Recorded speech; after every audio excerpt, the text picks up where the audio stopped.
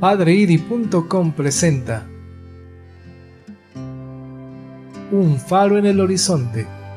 Historias de un santo. 13 de agosto. Santa Radegunda. Es curioso, Santa Radegunda, que con tan justo título tienen los franceses como una de sus santas más insignes, fue sin embargo por nacimiento la primera de las santas alemanas. Parece cierto que nació en Erfurt. Pertenecía a la casa de Turingia, hija del rey Bentario, muerto a manos de su propio hermano Hermenefrido. El mismo Hermenefrido, para verse libre de su otro hermano, llamó a los reyes francos en su ayuda. Y en efecto también Baderico, que así se llamaba, murió. Radegunda, niña aún, pasó a vivir con sus hermanos en casa del verdugo de su padre y de su tío. Pero los reyes francos se quejaron de no haber recibido lo que se les había prometido, y estalló la guerra. Los turingios fueron subyugados y Radegunda y sus hermanos llevados cautivos. Esto iba a cambiar por completo la vida de Radegunda. La niña era muy bella, y después de disputársela ásperamente a su hermano Thierry, Clotario la envió a su villa en Aties. Allí recibió una sólida formación moral y una cierta cultura, hasta que hacia el año 536, Clotario, viudo después de la muerte de la reina Igonda, decide contraer matrimonio con su cautiva. Ella se resiste, y hoy nos parece lógico. Tenía que resultarle duro convivir con el dominador de su propia patria, mucho mayor en edad que ella, poco hecho a la idea de una monogamia estricta. La joven princesa escapó, pero fue encontrada y llevada con buena escolta a Soissons, donde se celebró el matrimonio. Se ha pretendido que Radegunda consiguió guardar su virginidad después de casada. Difícil, prácticamente imposible resulta esto conociendo el temperamento brutal de Clotario.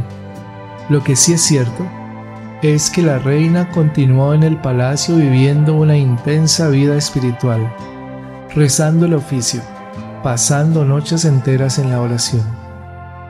Un día la convivencia con el rey se hizo muy difícil. Su patria, la Turingia, se había sublevado. El hermano de Radegunda, que vivía en la corte de Clotario, fue ejecutado en represalias. Clotario, que toda su vida demostró estar profundamente enamorado de Radegunda, supo sin embargo hacerse cargo y la dejó marcharse. Resultaba duro a la reina vivir con quien había ordenado la muerte de su propio hermano. Encontramos entonces a Radegunda en la hermosa región del Valle del Loira, que ya entonces iniciaba un papel extraordinario en la historia de Francia, que habría de continuar desarrollando a lo largo de siglos. La reina va al encuentro de San Medardo en Noyon y le pide que la consagre a Dios. El anciano duda. Los señores francos que están en la iglesia se oponen, pero la reina consigue, con un apóstrofe de grandeza soberana, impresionar al santo, quien le impone las manos y la constituye en religiosa. Radegunda marcha entonces a Tours, donde venera la tumba de San Martín y se dirige a Saix. Saix era por aquel tiempo una villa real, transformada hoy en un pequeño pueblecillo atendido por el vecino cura de Roifé, en los confines de la Turena y del Poitou. En una naturaleza llena de extraordinaria belleza, aquel rincón se presentaba admirablemente para la vida que la reina aspiraba a llevar, y así, religiosa en su propia casa, se dedica Radegunda a las tareas propias de su estado: lectura espiritual, oración, ejercicio de la caridad con los enfermos. Todo parecía marchar bien cuando llega la noticia de que Clotario quiere reclamarla otra vez. Huye Radegunda a Poitiers y se refugia junto al sepulcro de San Hilario. El santo consigue un milagro moral. Lotario construirá para ella un monasterio en Poitiers, con el título de Nuestra Señora. Intenta, sin embargo, un nuevo asalto, pero San Germán, el obispo venerado por todos, se interpone. Lotario ya no volverá a insistir y terminará pacíficamente sus días en el año 562. Las religiosas, atraídas por la fama de santidad de Radegunda, afluyen al monasterio de Nuestra Señora. Solo la reina está a disgusto entre aquellas muestras de veneración que recibe por parte de sus hijas espirituales. Por eso un día consigue dejar el gobierno de la comunidad en manos de Inés, su hija preferida. Ella se dedicará únicamente a santificarse en los trabajos más humildes y costosos del monasterio y a trabajar discretamente al servicio de su reino. Hacia el año 567, un poeta originario de Italia llega a Poitiers. Viene rodeado de una aureola de gloria, después de una vida de trovador errante y devoto. Iba a acabarse para él ese continuo peregrinar. Radegunda e Inés iban a sujetarle con dulzura en Poitiers. Iniciado en la vida espiritual, recibe la ordenación sacerdotal y queda como consejero del monasterio. Él mismo será quien, en la maravillosa vida de Santa Radegunda, nos contará con todo detalle cómo transcurriría la existencia de la antigua reina por aquellos días. Hay, sin embargo, un episodio de la vida del monasterio que iba a tener repercusión en la liturgia universal. Santa Radegunda era, como lo somos todos, hija de su propio tiempo. Por eso compartía con su época la pasión por las reliquias, la recomendación del rey Sigeberto, su hijo político, y el apoyo de los príncipes de Turingia, sus primos, refugiados en Constantinopla, le consiguieron del emperador Justino II un fragmento considerable de la verdadera cruz. Era el año 569. Al acercarse a la sagrada reliquia, Poitiers vibra de entusiasmo, y al entrar en el monasterio La Cruz se cantan por primera vez los dos célebres himnos compuestos por Venancio Fortunato, Pange Ungia Gloriosi y Vexilia Regis Prodeunt.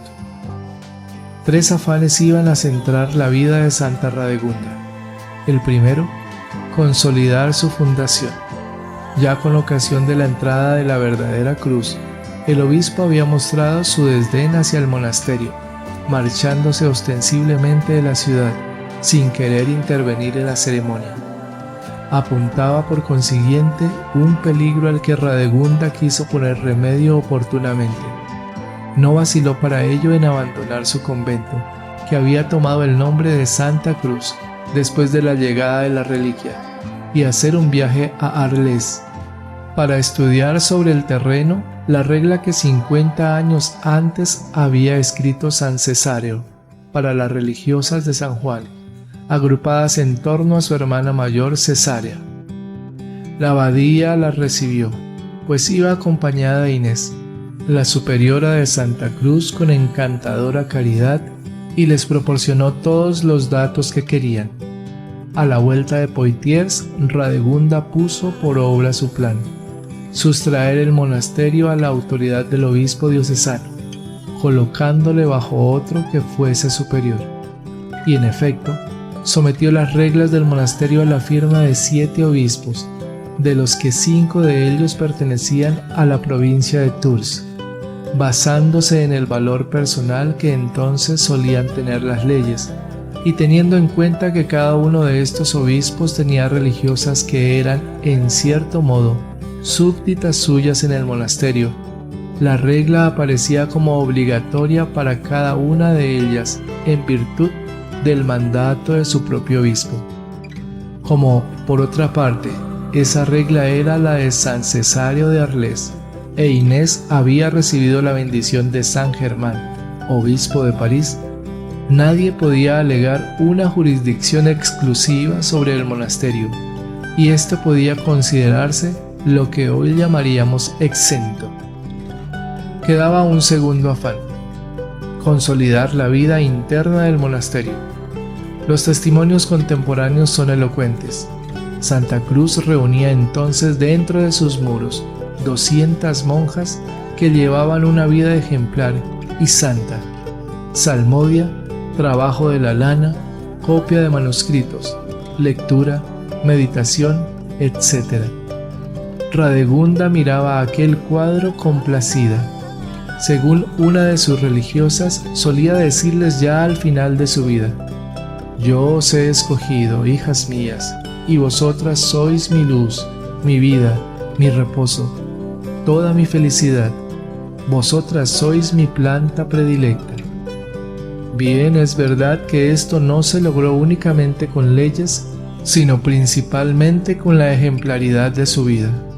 Venancio Fortunato nos ha apuntado, con el realismo de aquella época de sencillez, la humildad con que la santa se dedicaba a las tareas más repugnantes del monasterio, las horas que pasaba en la cocina, el rigor con que observaba la clausura.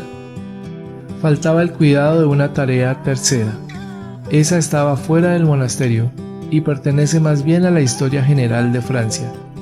Señalemos, sin embargo, que la reina viuda no se desentendió de la suerte de su pueblo. Conservó siempre una influencia grande en las familias entonces reinantes. «La paz entre los reyes, esa es mi victoria», declaraba ella con sencillez. Y acaso, sin darse cuenta de toda la trascendencia que iba a tener su tarea, empujaba fuerte y suavemente hacia la fusión a los diversos reinos francos. Murió el 13 de agosto del 587. Poseemos una descripción de sus funerales que constituye una de las páginas más emocionantes de la literatura de aquellos tiempos. La escribió San Gregorio de Tours, el mismo que actuó en los funerales. Él nos cuenta cómo, al salir del monasterio, el cuerpo para ser llevado a la sepultura, las religiosas se apretujaban en las ventanas y en las saeteras de la muralla, rindiendo su último homenaje a su madre con sus gritos, sus lamentaciones y sus sollozos. Los mismos clérigos e encargados del canto apenas conseguían sobreponerse a su propia pena y les era difícil cantar, oprimidos por las lágrimas. Fue un día inolvidable. Poitiers escribía en 1932 el padre Monsalvert: «Le ha permanecido fiel. Ningún nombre es más popular que el suyo. Se lleva a los niños a su tumba. Su recuerdo flota sobre el país. Su obra, su comunidad, subsisten aún. Es la bahía, pronto 14 veces centenaria, de Santa Cruz». Gloria al Padre, y al Hijo, y al Espíritu Santo, como era en el principio, ahora y siempre, por los siglos de los siglos. Amén. Señor nos bendiga, nos guarde de todo mal y nos lleve a la eternidad. Amén. Feliz y bendecido día. La Virgen me los acompañe hoy y siempre.